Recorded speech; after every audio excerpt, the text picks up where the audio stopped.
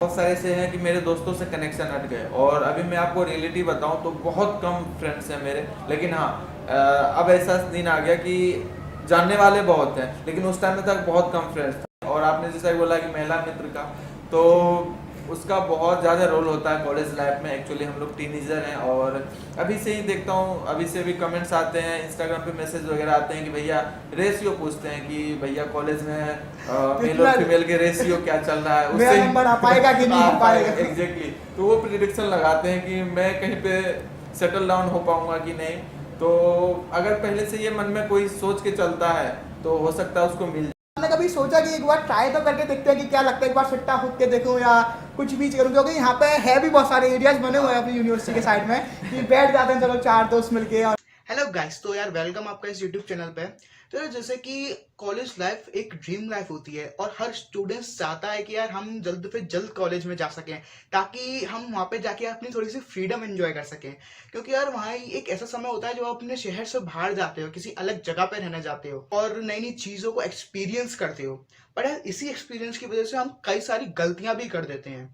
और कुछ स्टूडेंट्स ऐसे भी होते हैं जो कि इस कॉलेज टाइम का अच्छे से यूज करते हैं और अपने ड्रीम्स को हासिल कर लेते हैं। तो इसी चीजों से रिलेटेड आज हमने अमित भैया से बात करी यार। वो अभी जीएलए यूनिवर्सिटी से ग्रेजुएट हुए हैं और वो एक यूट्यूबर भी हैं जिन्होंने अपने यूट्यूब चैनल फर्स्ट ईयर से खोल रखा है और उन्होंने काफी सारे अपने लाइफ एक्सपीरियंस शेयर करे हैं उसमें। उन्होंने हमें ये भी बताया कि हम कैसे अपने पैशन के साथ आगे बढ़ सकते हैं, कैसे अपनी स्टडीज को मैनेज करना है हमें, और कुछ कॉलेज लाइफ में आने वाली परेशानियों के बारे में भी उन्होंने हमें बताया। तो उम्मीद करते हैं आपको ये पॉडकास्ट पसंद आए। यार अगर अच्छी लगे तो प्लीज लाइक, शेयर और सब्सक्राइब करिए। सो हेलो भैया, कैसे हो आप? Welcome to the podcast. मैं अच्छा हूँ, तुम कैसे हो आदित्य? मैं भी बहुत बढ़िया भैया। तो कैसे सहन कर रहे हैं आप मथुरा की इस भयानक गर्मी को?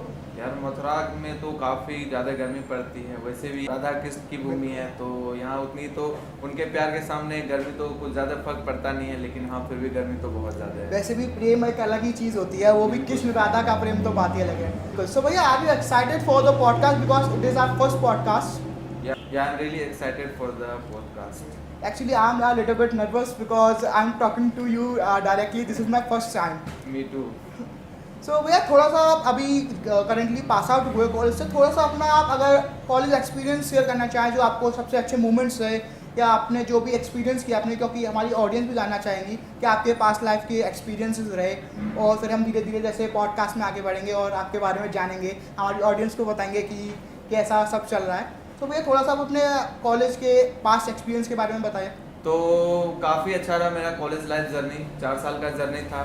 जो मैंने सोच के आया था वो भी हुआ, जो मैं नहीं सोच के आया था वो भी हुआ। और ओवरऑल जो एक्सपीरियंस काफ़ी अच्छा था, और कुछ ऐसे मोमेंट्स बने जो अनफॉरगेटेबल है मेरे लिए, और कुछ ऐसी चीज़ें हुई जो कि मैं सच में नहीं भुला सकता हूँ, और कुछ भूलना भी चाहूँ तो नहीं भूल पाता हूँ। तो ओवरऑल काफ़ी अच्छा रहा कॉलेज लाइफ की जर्नी। तो सो भैया, जैसे आपने सुना ही है कि काफ़ी लंबे समय से बीटेक इंजीनियरिंग वगैरह की छवि चलती आ रही है और जीएलए यूनिवर्सिटी एक टायर 3 कॉलेज में भी आता है।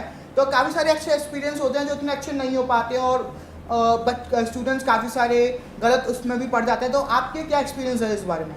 यार देखो, कोई भी गलत चीज़ करना है, गलत चीज़ पढ़ना, वो कोई घर से नहीं लेके आता है। तो सबसे बड़ी जो मैं मानता हूँ और मेरे ख्याल से जो है वो है यहाँ का माहौल।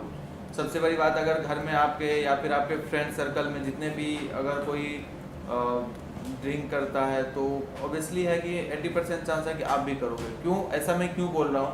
और 20% है कि आप नहीं भी करोगे। जैसे मुझे देख लो, मेरे कई सारे ऐसे दोस्त हैं जो हर मतलब प्रतिदिन उसको चाहिए ही चाहिए होता है। ठीक है, मैं समझ रहे हो मैं मतलब क्या कहने की बात कर रहा हूँ। लेकिन कुछ ऐसे बच्चे हैं जो कि बहुत ज़्यादा इनोसेंट थे, लेकिन उसके बावजूद आफ्टर 1 ईयर और 2 ईयर वो ऐसे गलत संगत में पड़ गए जो कि नहीं होना चाहिए था। तो वो आपके माइंड के ऊपर भी डिपेंड करता है कि आप कितने मेंटलिटी स्ट्रॉन्ग हो, कितने अपने आप को स्ट्रॉन्ग समझते हो और उस फील्ड से दूर रखते हो। क्योंकि ज़रूरी नहीं है अगर आप मेरा कोई दोस्त गलत है तो मैं भी गलत ही कर जाऊँ, अपने आप को सेपरेट रख सकते हैं।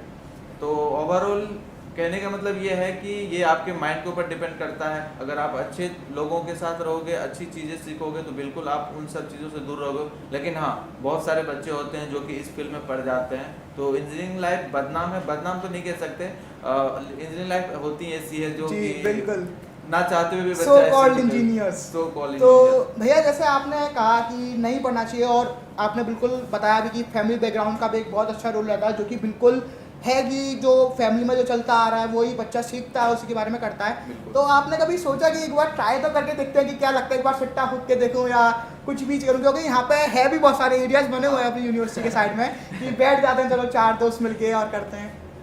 एक्चुअली ये तो है, लेकिन मैंने मन में ये नहीं क्यों नहीं ख्याल आया, उसके 2-3 रीजंस हैं। पहली बात कि आप जब इस फील्ड में पढ़ते हो तो सबसे घाटे का सौदा ये होता है कि आपकी जो रेपुटेशन होती है, इज्जत होती है, वो सबसे ज़्यादा लो हो जाता है, आपकी वैल्यू कम हो जाती है दोस्तों के सामने, अपने कलीग्स के सामने में। तो वो मुझे बिल्कुल पसंद नहीं है, क्योंकि आप जानते हो कि एक इमेज बनाने में किसी के भी सामने, किसी भी समाज में बहुत ज़्यादा टफ है, और उसको गिराने में बस चंद सेकंड या चंद एक मोमेंट की ज़रूरत पड़ती है।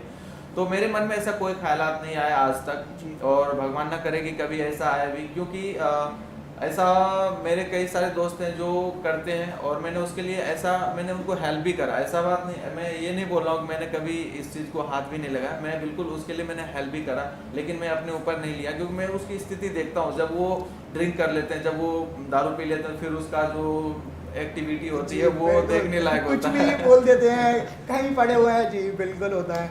तो भैया जैसे आप यूट्यूब भी कर रहे हो और आप एक सेलिब्रिटी टाइप में हो हमारे कॉलेज में, एक बहुत अच्छे सब्सक्राइबर्स गेन के साथ, तो थोड़ा सा अपनी यूट्यूब जर्नी के बारे में भी बताओ कि आपने कैसे सब स्टार्ट किया और कैसे आप यहाँ इस बड़े उस तक पहुँच पाए हो। तो एक्चुअली जब मैं स्टार्ट करने की बात है तो मुझे वीडियोग्राफी बहुत पसंद है। मैं स्टार्टिंग से ही, मतलब प्रीवियस कॉलेज जो मेरा था बिहार में, टीएनबी कॉलेज भागलपुर, तो वहाँ भी मैं बहुत ज़्यादा वीडियोग्राफी फोटोग्राफी के लिए जाना जाता था अपने कॉलेज में। और जब मैं यहाँ पे आया तो यहाँ पे भी मैं करता था, लेकिन मुझे यूट्यूब के बारे में उतनी नॉलेज नहीं थी, जानकारी नहीं थी, और मुझे नहीं लगता था कुछ हो भी सकता है। तो जब लॉकडाउन हुआ, आपको पता है कि लॉकडाउन हुआ, और तभी मैं सेकेंड ईयर में था। जब लॉकडाउन हुआ उसके बाद मैं घर पे गया, तो मैंने सोचा कि चलो कुछ ना कुछ करते हैं, क्योंकि कोई काम तो था नहीं लॉकडाउन में, बस ऐसे ही रहना है। और बहुत सारे लोग ऐसे भी इनका यूट्यूब का जो है वो उनका लॉकडाउन में ही बूम आया, जैसे सौरभ जोशी ब्लॉग्स करके जो चैनल है, उनका जो सब्सक्राइबर बूम आया था वो भी एकदम लॉकडाउन फेज में आया था। तो आप इस बारे में क्या कहना चाहेंगे, जो लॉकडाउन है उन्होंने जो कंटेंट क्रिएशन वाले लोग हैं उनकी इतनी हेल्प करी है, तो क्या उस आपका लॉकडाउन में आपका कुछ कहना है कि ये लॉकडाउन आपके लिए एक अच्छा फेज था? बिल्कुल ऐसा कह सकते हैं कि कंटेंट क्रिएटर के लिए एक, मतलब सुनहरा दिन था, सुनहरा अवसर था वो लॉकडाउन। लेकिन जहाँ तक पढ़ाई की बात है, फिर लॉकडाउन में हमारा पढ़ाई एकदम से गिर गया, क्योंकि सेकेंड ईयर जो होता है, जो कोर्स सब्जेक्ट होते हैं वो ज़्यादा सेकेंड ईयर में ही पढ़ाया जाता है, तो वो हमने मिस किया। लेकिन ये मेरे लिए अच्छी चीज़ हुई कि कहीं न कहीं मुझे मोटिवेशन मिला यूट्यूब की तरफ जाने का। तो जब मैं घर पे था तो मुझे कोई काम नहीं था, और उस समय मैंने कहा कि चलो कोई वीडियो स्टार्ट करते हैं। तो ना तभी मेरे पास कोई अच्छा सा फ़ोन था, और आई थिंक मेरे पास तभी C2 फ़ोन था रियलमी का, और मैंने उसी से 1-2 वीडियोस बनाए। फिर मैं अपने कॉलेज, जब लॉकडाउन ख़त्म हुआ मैं कॉलेज आया, तो मैंने सोचा कि चलो कॉलेज के ऊपर ही, बच्चे सारे घर पे थे, मैं पहले आ गया था, तो 2-3 वीडियोस मैंने बना के डाले, और अच्छा खासा रिस्पॉन्स आने लगा और अच्छा भी लगने लगा। जब आप कुछ अच्छा करते हो और आपको अप्रिशिएशन मिलता है तो अंदर से मोटिवेशन मिलता है वो। तो फिर मैंने धीरे धीरे इसको कंटिन्यू किया, और अब ऐसा दिन आ गया कि मतलब मुझे काफ़ी अच्छा लग रहा है। और वो तो सर दिखता ही है कि आप कितना अच्छे मुकाम तक आ चुके हो, और उम्मीद है कि आप इससे भी बहुत ऊपर ही जाओगे। तो भैया जैसा आपने बताया कि आप थोड़ा जल्दी आ गए और आपने वीडियो बनाया, तो शुरुआत में आपको भी हेजिटेशन होती होगी कि मैं कैसे शूट करूं या क्या प्रोसेस रहना चाहिए, या आपको भी थोड़ा लगता हुआ कि आप प्रोकास्टिनेशन करते हो कि आज रहने दो यार, मैं कल शूट कर लेता हूं? क्योंकि इस पॉडकास्ट को शूट करने के लिए मैंने भी बहुत ज़्यादा प्रोकास्टिनेशन किया है। मैं जब सितंबर में आया था तब से मुझे सोच रहा था कि मैं पॉडकास्ट करूँगा या कुछ भी यूट्यूब के लिए कंटेंट क्रिएशन करूँगा, क्योंकि मेरा शुरू से, मैं लॉकडाउन वगैरह में मैंने बहुत ज़्यादा यूट्यूब सर्फिंग किया था, तो मुझे भी लगता था कि मैं अगर इतना देख ही रहा हूँ तो मैं क्यों ना एक बार ट्राई करके देखूँ। तो मैं जब यहाँ पे आया तो मैंने कहा कॉलेज एक काफ़ी अच्छा फेज़ होता है, और मैंने सुना भी था कि कॉलेज में हमें नई नई चीज़ें ट्राई करनी चाहिए। तो मैं आया तो मैंने सोचा मैं करता, तो मैं बहुत ज़्यादा प्रोकास्टिनेशन करने लग गया था। तो आपने उस चीज़ से कैसे करा कि चलो मेरे को आज वीडियो बनानी है तो मैं आज बनाऊँगा? क्योंकि वीडियो के लिए काफ़ी ज़्यादा, हम जितना ईजी लगता है कि एक वीडियो बना दीजिए, शूट करिए, उतना ईजी होता नहीं है। उसके पीछे बैकग्राउंड में काफ़ी सारी चीज़ें होती हैं जो हमें देखनी होती हैं, करनी होती हैं। तो उस सब चीज़ों के बारे में बिल्कुल आपने जो भी बोला वो 100% सत्य है। क्योंकि कई बार हेजिटेशंस तो होती हैं स्टार्टिंग में। जब पहले मैं वीडियो बनाता था तो अभी तो मैं रूम में एक कमरे में बैठ के भी बना सकता हूँ। पहले क्या था कि मैं एक एडवाइस लेता था यूनिवर्सिटी के लिए, तो जब मैं फील्ड में जाता था तो कई सारे बच्चे भागते थे कि यार मुझे नहीं करना, और तभी सब्सक्राइबर भी नहीं था अपने पास। तो जब देखते हैं मतलब तो वो उनको थोड़ा हेजिटेशन होता था। और जब मैं 10 बच्चों को पूछता था वीडियो के लिए तो उसमें 2 या 3 एग्री होते थे। तो जो मना करते हैं ना उस टाइम बहुत मतलब ईगो पे लगता है, क्योंकि आपने उससे पहले ऐसा कुछ नहीं करा होगा, कहीं रिजेक्ट नहीं हुआ है, लेकिन सामने से बंदा मना करके जा रहा है, नहीं मुझे नहीं करना, फालतू काम है, इस टाइप का कुछ। तो बहुत हेजिटेशन होता था और होता भी है, आप लोगों को भी होगा। तो बिल्कुल उस हेजिटेशन से नहीं घबराना, वो कुछ दिनों की बात है। जब आप एक अच्छे मुकाम पे पहुंच जाओगे और जब आपकी एक वैल्यू मार्केट में आएगी तो खुद पे लोग, अभी जैसे मुझे खुद बच्चे लोग कहते हैं कि भैया मुझे भी वीडियो में ले लो, मुझे भी वीडियो ले लो, तभी मैं याद करता हूँ उस दिन को, आज से 2 साल पहले, कि तभी मैं जाता था सबके पास कि यार मुझे वीडियो बनानी है, 2 शब्द बोल दो, कॉलेज के बारे में बता दो क्या है नहीं है। तो सभी लोग भागते थे। तो वो कहीं ना कहीं जो है आपको बहुत ज़्यादा डिफरेंस देखने को मिलेगा। तो लेकिन आपको पेशेंस नहीं छोड़ना है, आपको रेगुलर बेसिस पे वीडियोस बनाते रहना है। और आप जो कहते हैं कि कल बना लेंगे, तो मेरे मन में भी होता था कि यार आज नहीं बनाते हैं, कल बना लेंगे, या फिर रात को सोचते थे नहीं कल उठ के जो है ना एकदम वीडियो बनाना ही बनाना है। लेकिन जब फील्ड में जाओगे आप, जब वहाँ पे उस जगह पे जाओगे तो मन के अरे आज नहीं रहने देते हैं, कल कर लेंगे। तो आपने भी कॉलेज में स्टार्ट किया ये सब चीज़ें करना, और आपको भी पहले से कुछ नहीं पता था कि कैसे करना है। तो आपने कॉलेज में ऑब्वियसली, क्योंकि जीएलए यूनिवर्सिटी में बहुत ज़्यादा ही हमारा कॉलेज का टाइम रहता है, 8-8 घंटे वो बिठा के रखते हैं, और फिर स्टडीज़ भी रहती हैं, हमें अपर मोस्ट सीपीआई भी मेंटेन करके चलनी होती है। तो आप टाइम कैसे मैनेज करते थे आप? तो आदित्य ऐसा था कि जब मैंने स्टार्ट करा था यूट्यूब वीडियो, तो मैं स्टार्टिंग से ही मैं लैपटॉप पे ही काम कर रहा हूँ, और अभी भी मुझे मोबाइल पे एडिटिंग उतनी अच्छी आती नहीं है। तो लॉकडाउन में मैंने वीडियो एडिटिंग सीखा था जब मैं अपने घर पे था। तो वहाँ पे दिक्कत ये आ गई थी, तभी डेटा बहुत ज़्यादा मतलब कंज्यूमिंग था, एक वीडियो देखना फिर कोई भी सॉफ्टवेयर इंस्टॉल करना, तो मतलब एक तरीके से मेरा पूरा पैकेट मनी जो है वो सारा डेटा पैकेट में ही चला जाता था। तो एक चीज़ क्या होती है, जैसे वीडियो एडिटिंग वगैरह जो एक्स्ट्रा करिकुलम एक्टिविटी होती है वो आपके अंदर से आती है, अगर आप चाहोगे तो ही आप वो कर पाओगे, अदरवाइज 10 दिन 15 दिन या 1 मंथ के बाद आप बोर हो जाओगे उस चीज़ से। और मुझे नहीं लगता है कि मैं पिछले 2 साल से मैं इस फील्ड में हूँ और मैं अभी तक बोर हो पाया हूँ, और आगे भी हो पाऊँगा, क्योंकि ये मेरा एक तरीके से ये बोल सकते हैं मेरा पैशन है, और बहुत मुझे अच्छा लगता है वीडियो एडिटिंग वगैरह। और मैंने अपने कॉलेज को मैनेज करा, जैसे कि कॉलेज के ख़त्म होने का, जैसे आपने बताया 8 घंटे का कॉलेज, तो बिल्कुल 8 घंटे का कॉलेज होता है, लेकिन उसके बाद भी बहुत सारे टाइम्स होते हैं। 8 घंटे का कॉलेज होता है, फिर आप हॉस्टल आते हो, और अगर आपको पढ़ना भी है तो 7 से 8 बजे के बाद आप पढ़ोगे, तो उसके बीच में जो है 2 से 3 घंटे का टाइम बचता है। तो उस टाइम में मैंने, जहाँ पे बच्चे लोग हैंग आउट कर रहे होते अपने दोस्तों के साथ, तो उस टाइम में मैं हमेशा से अपने रूम में बंद होता था। तो ऐसा सिनेरियो था मेरे साथ कि मैं शाम को जब कॉलेज से आता था और अपने रूम में जाता था, और जब जैसे दरवाज़ा खुलता था पता अंधेरा हो गया, क्योंकि एडिटिंग में मैं इतना इन्वॉल्व हो जाता था कि 3 घंटा 4 घंटा कैसे निकल गया पता ही नहीं चलता था। और वो चीज़ मुझे अभी बहुत अच्छी लगती है कि चलो कहीं ना कहीं मैंने यूटिलाइज करा अपने टाइम को। जिस समय में बच्चे कैंटीन में कैफेटेरिया में टाइम स्पेंड कर रहे होते थे, तो मैं उस टाइम अपना स्किल डेवलप कर रहा होता था। तो जैसे कि आप स्किल्स डेवलप कर रहे थे, तो ऐसा भी होता था कि आप बहुत सारी कॉलेज की चीज़ें होती थी जो आप मिस आउट कर रहे हो, क्योंकि ये जो 4 इयर्स का टाइम पीरियड होता है, ये ऐसा टाइम पीरियड होता है जो आप अपने दोस्तों के साथ काफ़ी ज़्यादा चिल कर रहे हो, अपनी महिला मित्रों के बारे में भी साथ रह रहे हो, और बहुत सारे ऐसे एक्सपीरियंस होते हैं जो आपको सिर्फ यहीं पर आके मिलते हैं। और ये कुछ समय ऐसा होता है जो कि आपका कॉर्पोरेट लाइफ और पर्सनल लाइफ के बीच में एक डिफ्रेंशिएट करता है। तो इस चीज़ के बारे में आप क्या कहोगे कि मतलब, और अपनी थोड़ी सी महिला मित्र के बारे में अगर आप कुछ बताना चाहो तो? एक्चुअली सही, आपने जो भी बोला बिल्कुल सही बोला है कि आप कहते हैं ना कुछ पाने के लिए कुछ खोना पड़ता है। तो वो जो टाइम होता है वो, मैंने बहुत सारे ऐसे हैं कि मेरे दोस्तों से कनेक्शन हट गए, और अभी मैं आपको रियलिटी बताऊं तो बहुत कम फ्रेंड्स हैं मेरे। लेकिन हाँ, अब ऐसा दिन आ गया कि जानने वाले बहुत हैं, लेकिन उस टाइम में तक बहुत कम फ्रेंड्स था। मेरे सेक्शन के खुद के बंदे को मैं नहीं पहचान पाता था कि ये मेरे सेक्शन का है। ऐसा मैं इसलिए बोल रहा हूँ कि एक बार क्या, मैं आपको एक चीज़ बताता हूँ। मैं अपने एक क्लास में गया हुआ था, तो रेंडमली मैं जाके, वैसे तो मैं फ्रंट में ही बैठता हूँ, और उस दिन सडनली कोई बात हो गई तो मैं पीछे जाके बैठा। तो उनसे बोला कि चलो भाई मैं सब्सक्राइब करा लेता हूँ, क्योंकि तभी मेरे 1 के सब्सक्राइबर नहीं हुए थे। तो मैंने बोला कि भाई मेरा सब्सक्राइब कर लो। बोलता है कि सब्सक्राइब कर तो लिया। बोला कि कैसे कर लिया? कहता है कि तुम मुझे नहीं पहचान, मैं तो तुम्हारे सेक्शन में हूँ। तो मुझे मतलब उस समय ये लगा कि भाई, तो वो ये बोला भी कि तुम आगे बैठते हो तो पीछे वाले को कहाँ से पहचान पाओगे। तो मुझे लगा कि यार ऐसे ऐसे से बहुत सारी घटनाएं हुई थी मेरे साथ और अभी भी होती है कि वो मुझे पहचानता हूँ, मैं उसको नहीं पहचान पाता हूँ। तो कहीं ना कहीं जो है मैंने बहुत सारी चीज़ें मिस करी है। और आपने जैसा बोला कि महिला मित्र का, तो उसका बहुत ज़्यादा रोल होता है कॉलेज लाइफ में। एक्चुअली हम लोग टीनेजर हैं और अभी से ही देखता हूँ, अभी से भी कमेंट्स आते हैं, इंस्टाग्राम पे मैसेज वगैरह आते हैं कि भैया रेशियो पूछते हैं कि भैया कॉलेज में मेल और फीमेल के रेशियो क्या चल रहा है, मेरा नंबर आ पाएगा कि नहीं आ पाएगा। एग्जैक्टली। तो वो प्रिडिक्शन लगाते हैं कि मैं कहीं पे सेटल डाउन हो पाऊंगा कि नहीं। तो अगर पहले से ये मन में कोई सोच के चलता है तो हो सकता है उसको मिल जाए, क्योंकि कहते हैं ना कि जहाँ चाह है वहीं राह है।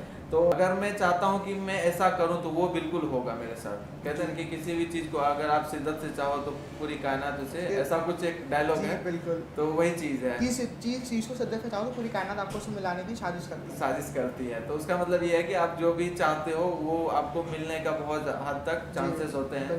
तो मेरा सीन था कि मैं आज तक तो इसमें कामयाब नहीं हो पाया, लेकिन बहुत सारे ऐसे एक्सपीरियंस है जो कि मैं आपको बाद में बताऊंगा। लेकिन ये ओवरऑल कि मैं आज तक कॉलेज में कोई भी महिला मित्र के संपर्क में नहीं आ पाया हूँ आज तक।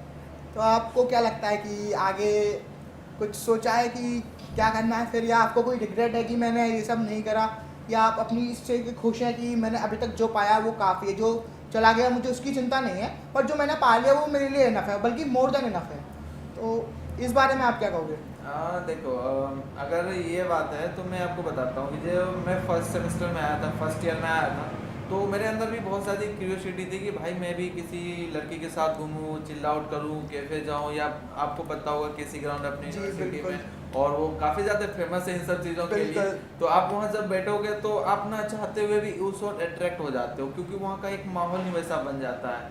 तो मैं भी काफ़ी टाइम एक्सपेंड करता था वहाँ, और फिर मुझे बाद में रियलाइज़ हुआ आफ्टर लॉकडाउन कि यार वहाँ पे अगर मैं नहीं बैठता हूँ तो मेरा माइंड उस तरफ जाता ही नहीं है। तो लॉकडाउन के बाद, जैसा कि मैंने बताया कि मैंने सारा कुछ लॉकडाउन के बाद ही स्टार्ट करा है, तो जो टाइम था, जो मैं टाइम स्पेंड करता था आफ्टर कॉलेज 1 और 2 आवर वहाँ पे स्पेंड करता था, तो वो मैं एडिटिंग वगैरह में वीडियो बना के लाता था, उसको एडिट करने में करने लगा। तो कहीं ना कहीं माइंड वो वहाँ से डिस्ट्रैक्ट हो गया। और मेरे ख्याल से एक महिला मित्र बनाना कोई बुरी बात नहीं, बनाना चाहिए, लेकिन वही है कि बनाने से आपको पूरी तरह उसके ऊपर डिपेंडेंट नहीं होना चाहिए, या फिर उसमें इन्वॉल्व नहीं होना चाहिए कि आप बाद में, कहते हैं ना कि एक घर का अगर 3-4 पिलर है, अगर एक पिलर ढह भी गया तो कोई मतलब नहीं बनता। अगर आपका ज़िंदगी में सपोर्टर एक ही है, अगर तुम ही हो माता पिता, तुम ही हो लड़की को ही मान लोगे, तो अगर कल दिन किसी खुदा न वास्ता किसी तरीके से वो चली गई, या फिर कोई ऐसा कुछ हो गया कि वो छोड़ के चली गई, तो वो तो आपका बिल्डिंग गिर जाएगा ना। इसीलिए आपका जो लाइफ है, आपकी जो ज़िंदगी है, उसके पिलर्स 3-4 होना चाहिए। जैसे स्टडी होना चाहिए, फ्रेंड्स होने चाहिए, माता पिता होने चाहिए, और बहुत सारे ऐसे भी होने चाहिए ताकि अगर एक कम भी हो गया, गिर भी गया, तो आपके ऊपर कोई प्रभाव ना पड़े। तो ऐसा, और मुझे लगता है जो पेरेंट्स इस वीडियो को देख रहे होंगे उन्हें भी काफ़ी कुछ पता चला होगा कि कैसा कॉलेज वगैरह में माहौल रहता है, और वैसे वो लोग भी एक्सपीरियंस करके आते हैं। बट आजकल ये हो गया है अभी न्यू जनरेशन में कि GF BF और ये हैंगआउट्स काफ़ी ज़्यादा बढ़ गए हैं, मतलब स्टूडेंट्स काफ़ी ज़्यादा बाहर जाने लग गए हैं, और रेस्टोरेंट वगैरह ये सब बहुत ज़्यादा ही जल्दी जल्दी ओपन हो रहे हैं। तो एक ऐसा एरा है जबकि जो डिस्टेंस था पहले एक लड़की और लड़की के बीच में, वो काफ़ी कम हो गया है। तो उस वजह से बहुत सारी चीज़ें होती हैं जो दोनों ही फेस करते हैं। जैसे कि कभी कभी हो जाता है कि लड़की को लड़की की वजह से कुछ प्रॉब्लम्स हो रही है, डिस्ट्रैक्शन हो रहा है, तो वो अपना कुछ किसी और चीज़ पर फोकस नहीं कर पाते। और सेम फॉर द बॉयज़, जैसे हमें लगता है कि हम किसी लड़की के प्रति बहुत ज़्यादा डिस्ट्रैक्ट हो रहे हैं, तो हम अपनी चीज़ों पर फोकस नहीं कर पाते। तो उसके लिए क्या करना चाहिए किसी को? बिल्कुल आदित्य, जैसा कि तुम बोल रहे हो, तो जैसा कि मैंने बताया कि मैं इन सब चीज़ों में नहीं पढ़ा, लेकिन मैं हर चीज़ को मैं बहुत ही सिंसियरली देखता हूँ। जैसा कि मैं 1-2 इवेंट घटना बता रहा हूँ कि मैंने, आप लोग शायद कभी नहीं देखा होगा, मैंने 2-3 ऐसे लड़कियों को देखा जो कि काफ़ी ज़्यादा रो रही थी कैंपस में। तो कहीं ना कहीं मुझे लगता है कि रो रही थी, बिल्कुल। आज से 1 साल पहले की बात है, 6 महीने की पहले की बात है, मैं डिस्पेंसरी की तरफ जा रहा था। तो वहाँ पे डिस्पेंसरी के बाद यहाँ जो पार्क में है, वहाँ पे बैठ के वो घुटने के बल ऐसे करके रो रही थी, और पूरा उसका जो जीन्स था, पजामा, तो वो पूरा भींगा हुआ था उसके आंसू से।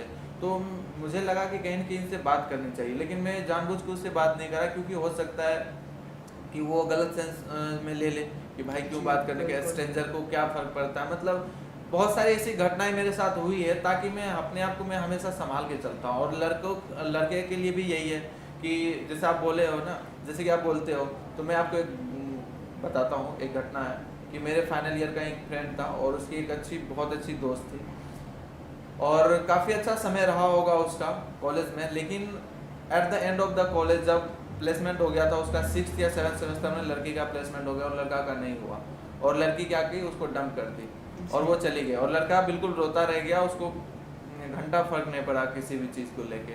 तो मैं तो बस इतना कहता हूँ, मेरा ओपिनियन ये है कि मैं, ऐसा बात नहीं है कि मेरे मन में नहीं होता कि मैं दोस्त बनाओ या लड़की दोस्त बनाओ, बिल्कुल मन करता था, अब तो नहीं करता, क्योंकि अब ऐसा सिचुएशन बन गया, ऐसा माहौल बन गया मेरे साथ कि मैं जान के भी नहीं कर सकता। लेकिन मेरा एक परसेप्शन है या फिर एक क्राइटेरिया है। जैसे मैं किसी भी लड़की से बात करने की अगर मैं कोशिश करता हूँ, अगर मान चलो कोई लड़की मुझे अच्छी लगी, तो मैं उसके हाथ धो के उसके पीछे नहीं पड़ जाता या फिर पूरा 6 महीना नहीं दे देता हूँ। मैं बस अपने नॉर्मल कैजुअल बात करने की कोशिश करता हूँ और 5 दिन 1 हफ्ता का टाइम देता हूँ। अगर उसके तरफ से रिस्पॉन्स आया तो ठीक है, नहीं तो राधे राधे राधे। राधे। बिल्कुल। क्योंकि अगर मैं 6 महीने उसके पीछे टाइम स्पेंड करा, टाइम बर्बाद किया, अपना सारा कुछ उसके ऊपर खर्चा करा, मतलब अपना डेडिकेशन टाइम सब स्पेंड करा, लेकिन उसके बाद अगर नहीं होता तो मुझे खुद में गिल्टी फील होती है, यार मैंने क्या करा। वो आप लोगों को भी होगा, हो सकता है कई सारी को भी होता है, लेकिन कोई बता नहीं पाते। लेकिन मैं बता रहा हूँ कि अगर आप किसी चीज़ को करने के लिए चाहते हैं और अपना पूरा डेडिकेशन डालते हैं, अपना 100% डालते हैं, उसके बावजूद भी अगर आपको नहीं मिला ना, तो आपको बहुत ज़्यादा गिल्टी फील होगी। तो वो गिल्टी मैं नहीं फील करना चाहता हूँ। मैं अपने लाइफ में बहुत रिलैक्स रहना चाहता हूँ और अच्छे से ज़िंदगी जीना चाहता हूँ, ना कि किसी गिल्टी की वजह से पश्चाताप हो। तो जी। इस वजह से मैं इन सब चीज़ों से दूर रहता हूँ। तो अब कॉलेज की बात हुई है तो थोड़ा सा आप स्टडीज़ के बारे में भी बताएं, क्योंकि ऐसा देखा जाता है या फिर यूट्यूब पे भी बहुत सारी वीडियोस ऐसी अवेलेबल हैं कि कॉलेज की जो स्टडीज़ होती हैं बहुत ही ज़्यादा इजी होती हैं, या एक रात पहले पढ़ के निकाल लेते हैं स्टूडेंट्स वगैरह, क्योंकि कुछ परसेप्शन में सही भी है, क्योंकि हम एक कॉलेज स्टूडेंट आप रह चुके हैं और मैं अभी कॉलेज में अपनी डिग्री परस्यू कर रहा हूँ। तो उस बारे में आप क्या कहना चाहेंगे कि ये बात कितनी सत्य है कि एक दिन पहले भी पढ़ के बहुत सारे स्टूडेंट्स निकाल लेते हैं, बट बहुत से लोगों की उसमें ही बैक आ जाती है, क्योंकि हमारे कॉलेज में ही बहुत ज़्यादा लोगों की बैक आ चुकी है।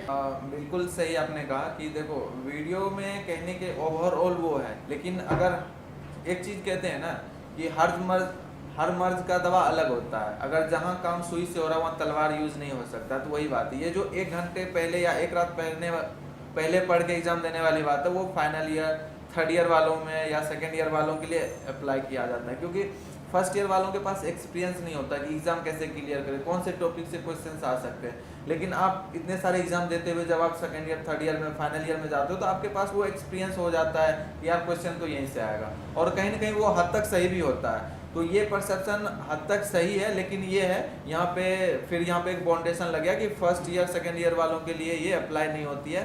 तो फर्स्ट और 2nd ईयर वालों को पढ़ना ही पड़ेगा कहीं ना कहीं, और यही खास करके यही एक वजह है कि वो कहीं वीडियोस में देखते हैं या किसी सीनियर से सुनते हैं, यार 1 रात पढ़ के एग्जाम दे लोगे, और यही कर ओवर कॉन्फिडेंस के चक्कर में उनको बैक लग जाती है। और अपने यूनिवर्सिटी में पता ही 20 to 30% बच्चों को बैक आ जाती है फर्स्ट ईयर में। और उससे रिलेटेड आपके पास भी काफ़ी सारे डाउट्स आए होंगे कि कैसे, क्योंकि स्टूडेंट्स की ऐसे बहुत सारे स्टूडेंट्स होते हैं जो स्कूल से कॉलेज के उसमें आते हैं और उनकी पहली बार ऐसे बैक आई होती है पूरी लाइफ टाइम में। क्योंकि मेरे कुछ ऐसे फ्रेंड्स थे जो आज तक कभी किसी सब्जेक्ट में फेल नहीं हुए और इस बार उनकी बैक आ गई। वो एक ऐसा समय भी आ जाता है कि वो बिल्कुल ज़्यादा ही डिप्रेस हो जाते हैं, और मतलब वो कहने लग जाते हैं कि अब मैं छोड़ रहा हूँ बीटेक।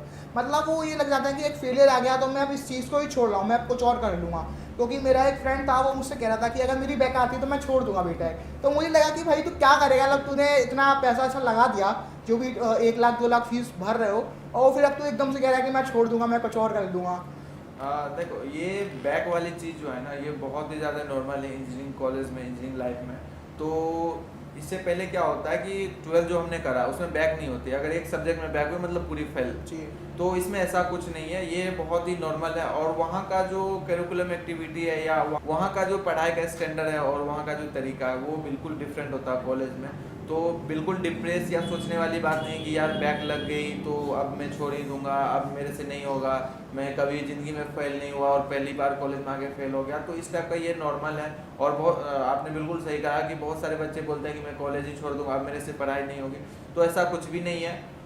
जीता जागता मैं इंसान आप लोगों के सामने हूँ, क्योंकि मुझे भी फर्स्ट सेमेस्टर में मैं बताऊँ तो मैथमेटिक्स का रिजल्ट आया था मिड टर्म का, और एक बच्चों मुझे 7 मार्क्स आए थे, 7 या 5 मार्क्स आए थे टू बी ऑनेस्ट। और एक बच्चों को 8 या 10 या 2 नंबर आया था, तो वो रो रहा था मेरे पीछे बैठ के। तो मैंने उस टाइम पे, जबकि मेरे खुद के 7 मार्क्स थे, मैंने उस टाइम के बोला कि भाई तुमने जितना पढ़ा उतना मार्क्स आया, सीधी सी बात है।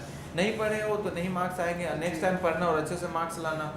तो ये चीज़ होती है कि खुद में मोटिवेशन होना, और रोने से क्या होगा, दूसरे को दिखाना नहीं है, खुद आपको पता होना चाहिए कि आप कौन सी जगह पे, आपको बैक आएगी नहीं आएगी आपको पहले पता चल जाता है, बिल्कुल। ठीक है। तो वो दूसरे को कहने के लिए यार मुझे बैक नहीं आएगी, या फिर बाद में आ जाती है, या फिर कहने के लिए दिखावटी ज़िंदगी नहीं जीना है, जो रियलिटी है वो उसके साथ जीजिए। और जहाँ तक बैक वगैरह की बात है तो ये नॉर्मल थिंग्स है। अगर इस बार, और वैसे भी बैक जो है आपको सर्टिफिकेट पे नहीं मेंशन किया जाता है, मैं आपको बता दूं कि बैक एकदम बिल्कुल भी आपके जो मार्कशीट वगैरह पे कहीं भी मेंशन नहीं होता है कि आपके किसी सब्जेक्ट में बैक आई है, तो बिल्कुल इससे डरना नहीं है।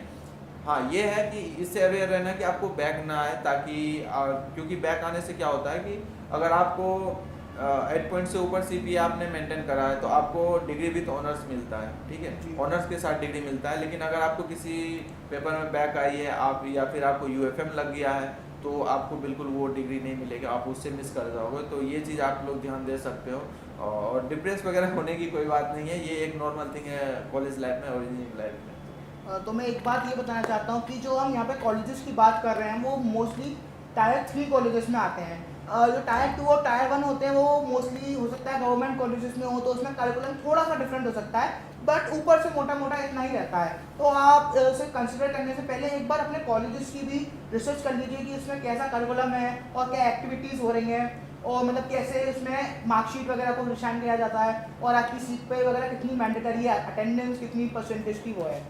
सो भैया अब इतनी आगे तक हम आएंगे तो थोड़ा सा वापस से अपने यूट्यूब पर चलते हैं। तो जैसे आपने यूट्यूब, आपने बताया कि लॉकडाउन से आपने स्टार्ट किया यूट्यूब वगैरह का, तो आपने भी काफ़ी ज़्यादा मेहनत करी है जहाँ तक इतने आए, और अब तो काफ़ी सारे लोग आपसे एडवाइस लेते हैं कि कैसे मैं यूट्यूब को आगे बढ़ाऊँ। तो आपके क्या उनको एडवाइस रहेगी कि उनको यूट्यूब में, अगर वो अभी बिगनिंग लेवल पे है तो बिल्कुल कैसे स्टार्ट करें, अगर वो थोड़ा बिगनिंग कर चुके हैं तो उन्हें क्या करना चाहिए, और अगर उससे ऊपर है तो अभी उन्हें क्या पास में मिस्टेक्स हैं जो आप हैं जो आपने करी है, तो वो आप उन्हें एडवाइस करना चाहेंगे? देखो YouTube एक ऐसा जगह है जहाँ आपको पहचान मिलती है, ऑब्वियसली सी बात है। क्योंकि मैं बिल्कुल यहाँ से 1200-1300 किलोमीटर दूर मेरा घर है, मैं बिहार से बिलोंग करता हूँ, और जब मैं यहाँ पे आया था तो एक भी बंदा मुझे नहीं जानता था, एक भी सिंगल वन। जिसके थ्रू मैंने एडमिशन कराया था, मनीष सर इंग्लिश डिपार्टमेंट के टीचर थे, उनसे मैं फर्स्ट टाइम तभी मिला था जब मैं एडमिशन के लिए आया था। उसके बाद मैं जब कॉलेज में आया तो सिंगल वन कोई नहीं जानता है, और मुझे बहुत खुशी हो रही है बताते हुए कि जब मैं आज कॉलेज से जा रहा हूँ तो मुझे लगता है कि 80% लोग जो है मुझे जानते हैं, स्टूडेंट जानते हैं। तो ये जो 0% से 80% का जो है ग्राफ जो है वो बहुत ही ज़्यादा टफ रहा है, मुश्किल रहा है मेरे लिए। लेकिन कहते हैं ना, जो चीज़ मुश्किल से मिलती है ना उसका मज़ा ही कुछ और होता है। तो जहाँ तक बात है यूट्यूब की, तो मैंने जो यूट्यूब स्टार्ट करा था तो मैं बस एक हेल्पिंग के तौर पे यूट्यूब मैंने स्टार्ट करा था, और मैंने कभी सोचा नहीं था कि इससे अर्निंग वगैरह भी मुझे होगी या करनी है। बस मैंने जब स्टार्ट करा तो लोगों ने अप्रिशिएट करा कि जानने लगे, कॉलेज में पहचानने लगे उस टाइम में कि अरे बीइंग इंजीनियर है, तो मुझे और अच्छा लगा, और फिर मैंने और वीडियोस बनाए। फिर मैं बार बार लाइव वगैरह भी आता था, कमेंट्स वगैरह भी सभी का रिप्लाई करता था, और मैसेज वगैरह करता। मैं आपको बता दूं कि मैं यूट्यूब को अपने लाइफ से भी जोड़ता हूं, क्योंकि जितने भी बच्चे यहाँ एडमिशन्स वगैरह लेते हैं, जहाँ भी कई सारे बच्चों का पैसा यहाँ पे फंस गया, कोई दलाल के चक्कर में फंस गए या फिर किसी थ्रू से, तो मैंने उसको हेल्प आउट करा इससे निकलने के लिए। इस वजह से उनको लगता है कि मैं काफ़ी अच्छा हेल्प करता हूँ। तो वो एक नेचर होता है इंसान का, क्योंकि अधिकांश यूट्यूबर क्या होते हैं कि वो सिर्फ अपने घर में बैठ के वीडियो बना दिए, उसको कोई लेना देना नहीं है। लेकिन मुझे क्या था कि रियल लाइफ भी फेस करना था। मैं वीडियो बना तो रहा हूँ, लेकिन कॉलेज में भी जाना है, उनसे बात भी तो करनी है, या फिर उसका जो प्रॉब्लम है उसका। तो मैंने कई सारे ऐसे बच्चे थे जिसका एडमिशन का सॉर्ट आउट करा। फिर मैंने देखा कि यार मैं क्या प्रॉब्लम फेस कर रहा हूँ कॉलेज लाइफ में, जब मैं आया था मुझे क्या प्रॉब्लम फेस करनी पड़ी थी। तो सबसे पहले तो मुझे ये प्रॉब्लम फेस करनी पड़ी थी कि जब मैं फीस सबमिट करने का टाइम था तो मैं लेट हो गया था हॉस्टल बुकिंग के लिए, तो मुझे हॉस्टल मिल नहीं पाया। तो इतनी दूर से आने के बाद मैं फर्स्ट टाइम मथुरा भी आ रहा था, तो मुझे पता ही नहीं था कि भाई मैं पीजी लूँ तो लूँ कहाँ। तो बस मैं जैसे ही आया था, मैं अपने मामा जी के साथ आया था फर्स्ट टाइम, तो मैंने गार्ड अंकल से बात करी, क्योंकि मुझे डर तभी भी नहीं लगता था और अभी भी नहीं लगता। मैं ऐसे ही मतलब फ्रैंक होकर कहीं से भी किसी से बात कर सकता हूँ। तो उनसे बात करा कि अंकल जी मुझे ये बताओ कि मुझे रूम कहाँ मिलेगी। तो उन्होंने सजेस्ट करा कि चौमा चल जाओ, फिर थोड़ा सा आगे भी रूम इनके बारे में बोला, जहाँ पे मैं अभी रहता हूँ आर के हॉस्टल में, तो उनके बारे में भी बोला।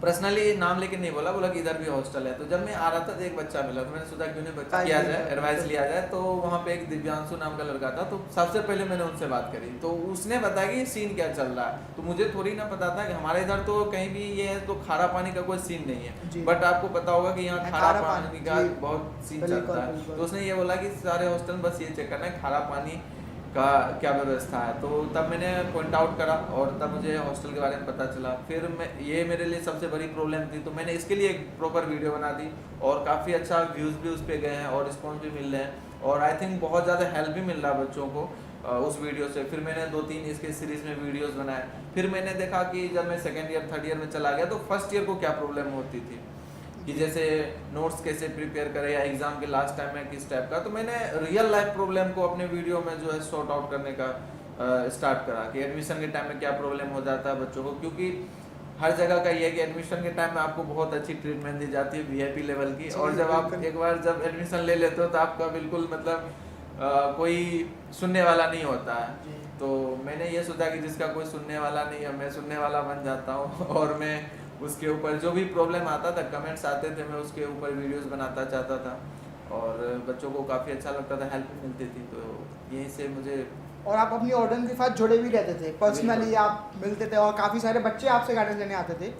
तो भैया जैसे आपने शब्द का इस्तेमाल किया अर्निंग, तो थोड़ा सा उसके बारे में बात करते हैं। आपकी भी यूट्यूब से जो अर्निंग्स अगर आई होगी तो आपको कैसा लगा था जब आपकी पहली अर्निंग आई थी, और अगर आप थोड़ा सा अगर बताना चाहें कि कितनी अर्निंग्स थी वो हमारी ऑडियंस को।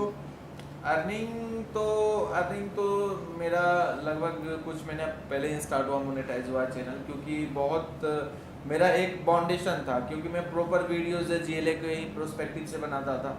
लेकिन ऐसा नहीं होना चाहिए। अगर आप लोग कभी भी वीडियोस बनाओगे तो बिल्कुल आपको ऑडियंस बिग ऑडियंस को जो है टारगेट करना पड़ेगा, क्योंकि हमारे पास सिर्फ 10,000 बच्चे थे यूनिवर्सिटी में तभी जब मैं आया था। अभी तो ज़्यादा हो गए, लगभग 18 या 20,000 के आसपास जाने वाले हैं। तो आपको बिग ऑडियंस जो है टारगेट करना पड़ेगा और उसके हिसाब से वीडियोस बनानी पड़ेगी। लेकिन मैं तभी अपने कॉलेज में कोई नहीं था और मेरा कोई ऐसा सर्कल भी नहीं है जो कि यूट्यूबर या फिर यूट्यूब के फील्ड में हो। मुझे लगता है कि मैं अपने फ्रेंड सर्कल में पहला व्यक्ति हूँ और अपने फैमिली में भी और अपने कॉलेज में भी कह सकते हैं कि जो यूट्यूब में कुछ अच्छा करने का जा रहा है या फिर इस टाइप का। तो मुझे कोई गाइडेंस नहीं मिला, जो मैंने खुद करा, जो मन में करता गया। तो अर्निंग की अगर बात करें तो ब्लॉगिंग में उतनी अर्निंग तो नहीं होती, हाँ, लेकिन जब मेरा फर्स्ट टाइम पेमेंट आया था तो मैंने आज तक कभी किसी को बताया नहीं, लेकिन मैं आप लोगों को बता रहा हूँ कि $140 था, $140। तो उसमें उसका अप्रोक्सीमेट बनता है 11,500 रुपये मेरे अकाउंट में आए थे। तो जब मेरे अकाउंट में वो गूगल एडसेंस में जब ट्रांसफ़र हुआ और तो मैंने गूगल करा कि भाई कब पैसा आता है आपके अकाउंट में, तो उस समय मुझे पता चला कि 21 से लेके 27 के बीच में आपके मेन अकाउंट जो आपका होता है उसमें ट्रांसफ़र होता है। तो मैं 21 से इंतज़ार कर रहा था कब आएगा, जब मैं मैसेज खोल के देखूँ।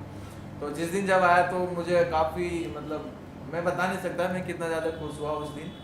और अब मतलब मैं क्या ही एक्सप्लेन करूँ, मुझे बहुत अच्छा लगा था, क्योंकि वो एक ऐसा दिन था जिसका मैं काफ़ी दिनों से इंतज़ार कर रहा था और हर कोई इंतज़ार करता है जिसका इनिशिएट करता है। तो सब एक पर्सपेक्टिव होता है कि अर्निंग करनी है यूट्यूब से, और उस टाइम पे मैं आया था, मुझे बहुत अच्छा लगा था, सच बताऊं। और आई होप कि आप लोगों की भी जब फर्स्ट अर्निंग आएगी तो बिल्कुल काफ़ी अच्छी लगेगी।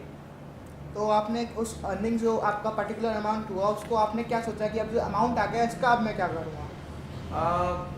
पहले तो मैंने ये सोचा था कि वो मेरी लाइफ की फर्स्ट अर्निंग थी, तो मैंने सोचा कि अपनी फैमिली के लिए कुछ करा जाए, क्योंकि मैं अपने फैमिली को फर्स्ट प्रायोरिटी देता हूँ हमेशा से, और ज़िंदगी में जब तक हूँ तब तक मैं देता रहूँगा, क्योंकि उन्होंने जो मेरे लिए करा, जो मेरा लाइफ है, जो आप लोग देख रहे हो, बिल्कुल सब उन्हीं की देन है। तो उससे बढ़ के मेरे लिए तो कुछ नहीं हो सकता है। तो मैंने पहले सोचा था कि उनके लिए कुछ करा जाए, लेकिन अनफॉर्चुनेटली मैं घर गया नहीं।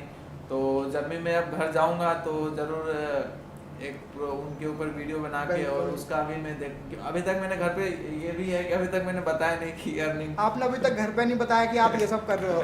नहीं, घर पे ये पता है कि मैं वीडियोस वगैरह बनाता हूँ, उनको ये नहीं पता कि मेरी अर्निंग स्टार्ट हो गई या फिर मैं अभी कमा भी रहा हूँ। तो उस टाइप का। तो आपने इसे, जैसे आपने यहाँ तक आप आए तो आपने कहीं ना कहीं अपने कंटेंट को भी बहुत ज़्यादा एडवांस किया है। आप पहले बहुत एक छोटे से कमरे में बनाते थे, फिर आपने थोड़ी थोड़ी क्वालिटी इनहेंस करी। तो जैसे कि आपने उसमें भी एक अच्छा अमाउंट लगाया होगा, क्योंकि यूट्यूब के भी काफ़ी सारे इक्विपमेंट्स होते हैं। और तो वो कैसे, हर कोई कैसे, बहुत सारे लोग होते हैं कि वो उन पे एडसेंस भी उनका जनरेट हो जाता है, लेकिन वो नहीं बढ़ाते हैं, अपना कंटेंट की क्वालिटी नहीं अच्छी करते हैं। और जिन पे कुछ भी नहीं होता है वो स्टार्टिंग में DSLR खरीद के ला रहे हैं, माइक्स खरीद के ला रहे हैं। तो आप उन सब के बारे में क्या कहना चाहेंगे और क्या करना चाहिए किसी को? एक्चुअली देखिए, जहाँ तक क्वालिटी की बात है, क्वालिटी तो होनी ही चाहिए। दूसरी है कि कंटेंट आपका मैटर करता है। अगर मेरे पास काफ़ी सारे अच्छे से इक्विपमेंट्स है बट मेरे पास कंटेंट नहीं है, तो लोग क्यों ही आएगा मेरे चैनल पे? बिल्कुल नहीं आएगा। तो स्टार्टिंग में मेरे पास मैं फ़ोन से वीडियो रिकॉर्ड करता था, तो उस टाइम पे इंसान मतलब GLA यूनिवर्सिटी का जैसे मैं वीडियो बनाता था, तो उसके पास ऑप्शन नहीं था, तो वो सिर्फ मेरे वीडियोस देखते थे। लेकिन जब मैंने देखा कि कई सारे यूट्यूबर्स वगैरह आ गए हैं और ऊपर से मुझे मन भी लगने लगा था, तो कहीं ना कहीं जब मैं जैसे इवेंट्स वगैरह शूट करने के लिए जाता था, तो एक फ़ोन लेके आप स्टेज के सामने जाओगे तो अच्छा नहीं लगता, थोड़ा सा अजीब लगेगा, या फिर आपको भी मतलब समझ रहे हो जी, आप, उस टाइप का अजीब लगता है, चीप लगता है। तो इस वजह से मैंने DSLR परचेज करा था, और उसको भी खरीदने में काफ़ी ज़्यादा मतलब प्रॉब्लम फेस करना पड़ गया था, क्योंकि तभी पैसे लगभग 60,000 के DSLR आए थे, और फिर बाद में मैंने उसके लेंस वगैरह इक्विपमेंट भी और भी एड ऑन करे हैं। तो मैं सच बताऊं तो अपना जितना भी पैकेट मनी था मैंने सारा इन्वेस्ट उस पर करा, और विदाउट एनी फिजूल खर्ची के बिना मैंने जितना भी था वो सारा एक ही फोकस करा कि मुझे इन पे इक्विपमेंट पे, क्योंकि आपको पता है कि हर इक्विपमेंट बहुत महंगे आते हैं इन सब चीज़ों का। लाइट्स वगैरह तो अभी तक मैंने लगाए नहीं, बस ट्यूबलाइट से काम चला रहा हूँ। और बात रही कि अगर आप लोग स्टार्टिंग में हो, अगर आपके पास इक्विपमेंट्स नहीं है, तो ज़रूरी नहीं है कि आप लोग इक्विपमेंट्स खरीदे हो, जो है उसी से काम चलाओ, लेकिन अपने आप को इम्प्रूव करो। अपने जो स्पीकिंग जो आपका होता है उसको इम्प्रूव करना है, आपके हेजिटेशंस को इम्प्रूव करना है, आपकी जो कंटेंट होती है उसकी या स्क्रिप्टिंग वगैरह, ये सब चीज़ें इम्प्रूव करोगे तो ऑटोमेटिक जो है आपका जो है रीच बढ़ेगा। और अगर आपका रीच बढ़ता है तो ऑटोमेटिक है जो वो इनकम अर्निंग स्टार्ट हो जाती है। तो बेसिकली कहना यह है कि ज़रूरी नहीं कि पहले इक्विपमेंट खरीद लो, धीरे धीरे करो। जब आपकी अपने बजट के हिसाब से काम करना चाहिए, बर्डन नहीं लेना चाहिए अपने ऊपर, क्योंकि कहीं ना कहीं वो आपको बहुत डिफिकल्टी फेस करनी पड़ेगी। क्योंकि मैंने DSLR जब परचेज करा था तो वो एक तरीके से मेरे ऊपर बर्डन ही था। मैं स्टूडेंट लाइफ में 60,000 का कहीं ऊपर इन्वेस्ट करना विदाउट एनी इनकम का कोई सोर्स ही नहीं है, तो आप समझ सकते हो उस टाइम क्या वो रहा होगा मेरे लिए। लेकिन हाँ, मैंने धीरे धीरे किसी तरीके से, मुझे लगता है कि मैं फाइनेंशियली जो है एडजस्टमेंट इधर का पैसा उधर करके कर सकता हूँ, तो मैंने कर लिया। ये मेरी बात है, लेकिन आप अपने हिसाब से कर सकते हो सकता है आपके पास कई सारे इनकम के सोर्स हैं, तो आप बिल्कुल कर सकते हर किसी को अपनी चादर देख कर ही पैर पसारने चाहिए। एग्जैक्टली। तो मतलब ये है कि पहले उसको अपना देखना चाहिए कि मैं कितना कर सकता हूँ, पर स्टार्ट हमें छोटी से ही करना चाहिए, क्योंकि जितना छोटा है फिर स्टार्ट करोगे उतना ही हम आगे तक जा पाएंगे, छोटे छोटे स्टेप्स करके। और फिर अपनी धीरे धीरे क्वांटिटी और क्वालिटी दोनों ही बढ़ानी है। सो भैया, अंत में आते हुए एक आप कोई एडवाइस हो स्टूडेंट्स या ऑडियंस जो देख रही है, इसमें काफ़ी सारे कॉलेज स्टूडेंट्स भी होंगे जो कि एडमिशन लेना चाह रहे हैं और देखना चाह रहे हैं कि हमें क्या क्या उसमें आके करना चाहिए, और जो लोग यूट्यूब वगैरह में अपना आगे फ्यूचर बनाना चाहते हैं, और कुछ पेरेंट्स भी होंगे इसमें जो हमारी पॉडकास्ट को इतना अंत तक देख रहे हैं, तो उनको कुछ एडवाइस जो आप देना चाहें। तो मेरा एडवाइस ये रहेगा, अगर आप लोग स्टूडेंट हो, फर्स्ट ईयर हो, सेकेंड ईयर, थर्ड ईयर हो, तो बिल्कुल आपकी जो फर्स्ट प्रायोरिटी है वो आपकी स्टडी होनी चाहिए। उसके बाद सेकेंड प्रायोरिटी में आप कुछ भी रख सकते हो, चाहे आपकी कोई ऐसी हॉबीज़ हैं जो कि आप फर्दर उसको कंटिन्यू करना चाहते हो, चाहे वो स्पोर्ट्स हो, या आजकल बहुत ज़्यादा है कि सोशल मीडिया में कंटेंट क्रिएटर या यूट्यूब करना चाहते हो, तो बिल्कुल आप कर सकते हो। तो एक ऐसा चीज़ होता है ना कि आप सिर्फ, जैसे मैं स्टूडेंट हूँ और मैं चाहता कि यार वीडियो बनाऊंगा लेकिन कभी बना ही नहीं पाऊंगा, क्योंकि जब तक कहते हैं ना कि समुद्र के किनारे रह के उसकी गहराई का पता नहीं लगाया जा सकता। जब तक आप उस चीज़ में जाओगे नहीं, वो क्या चीज़ है नहीं, आपको बिल्कुल आइडिया नहीं लगेगा।